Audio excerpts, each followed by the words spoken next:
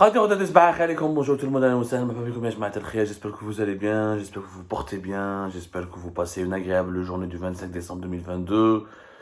Voilà, nous sommes dans le tout dernier virage dans l'année 2022 et voilà, l'heure du bilan a été totalement bouleversée, secouée en Algérie parce qu'il s'est passé hier le 24 décembre 2022, l'arrestation arbitraire abusive du journaliste Qadi Hassan, directeur de publication de Maghreb émergent de la web Radio M, qui a été interpellé par les éléments des services secrets algériens, d'une équipe de la Direction générale de la sécurité intérieure qui relève du centre principal des opérations de la caserne Antar Ben Aknoun, a été dépêché jusqu'à Ben Boumerdès pour procéder à son arrestation, fils de Moré, là où il habitait, là où séjournait en tout cas Qadi Hassan. Il a une maison à Zemmouré. Il a été arrêté, il a été conduit mani militaire à la caserne Antar, il a été placé en garde à vue, où le 24 décembre 2022, vers la fin de la journée, les locaux de Maghreb émergent étaient fermés par les services secrets algériens, le matériel informatique a été saisi, les documents ont été saisis à la suite d'une perquisition qui est violente, et les journalistes de la rédaction de Maghreb émergent de Radio M ont été invités à quitter les lieux en toute urgence. Maghreb émergent et Radio M, ils ont fait un communiqué que nous avons diffusé sur Algérie Park pour expliquer les tenants et aboutissants de cette fermeture arbitraire de l'Inde, en tout cas du dernier média libre en Algérie qui dispose d'une rédaction présente sur place. Nous, Algérie Park, on n'est pas présent, on n'est plus présent sur place. On est à l'étranger, on a été forcé de s'exiler à l'étranger. C'est une situation catastrophique pour la presse en ligne en Algérie, pour la presse libre tout court et pour la presse algérienne. Une régression terrible où, maintenant, l'affaire Maghreb émergent, on va pas revenir là-dessus. On a expliqué pourquoi on a piqué une crise noire, une colère noire contre Maghreb émergent et son directeur de publication, Radio M. Maghreb émergent, Radio M. Qadi Hassan est directeur de publication d'une entreprise qui s'appelle Interface Média, qui a les deux médias. Maghreb émergent, c'est le site d'information qui publie en arabe et en français, ou Radio M, c'est la web radio. C'est comme Algérie Park, nous faisons des vidéos sur Facebook, notre chaîne YouTube, et on a notre site algériepark.com. La situation elle est catastrophique. Cette affaire, Ejmaa, définitivement, elle a ébranlé la confiance qu'on peut avoir dans les institutions de l'Algérie. On n'a plus d'institutions.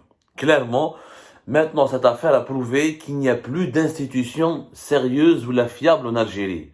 Mais il n'y a pas de confiance. L'État algérien ne peut plus inspirer la confiance. C'est fini.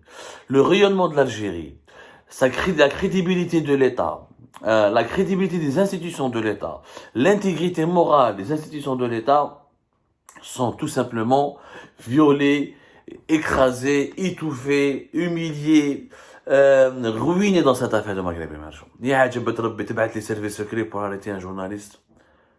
Il y a les services secrets dans le monde dans lequel nous vivons aujourd'hui, avec la guerre en Ukraine, et les menaces exponentielles, et tout ce qui se passe au Sahel, tout ce qui se passe à la Libye, en Tunisie, avec le Maroc, le Sahara occidental, la Mauritanie. Les services secrets algériens ont le temps, et tout le temps et le loisir d'aller arrêter un journaliste à Zemmouré et de perquisitionner un site internet qui publie clairement ce qu'il sait.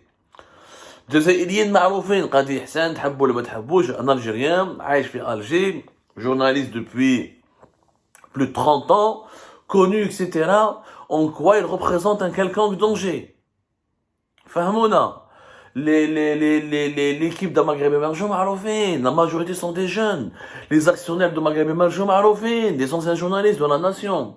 Ils ont fait plusieurs titres de la presse algérienne au début des années 90. Ce sont des gens, des intellectuels. On peut ne pas être d'accord avec eux. On peut ne pas être d'accord avec eux. On peut ne pas les aimer. On peut ne pas les apprécier. Mais de là à les traiter de la sorte comme des terroristes, des perquisitions, des arrestations, des placements en garde à vue sur la caserne Antar. Moi, j'ai été à Antar, j'ai été arrêté à Antar et placé en mini garde à vue, parce que j'ai été libéré plus tard à 6h du matin. C'était en été 2018. Les murs inspirent la peur. Le mobilier de cette caserne inspire l'angoisse. Ce qui est normal parce que ils sont censés lutter contre les terroristes, contre les cybercriminels, les criminels de toutes sortes qui menacent la stabilité du pays. Oui, courage aux équipes de la Kazananda et de la DGSI qui ont pour mission de protéger la sécurité nationale. Mais un média maghrébin, un journaliste n'est pas une menace contre la sécurité nationale.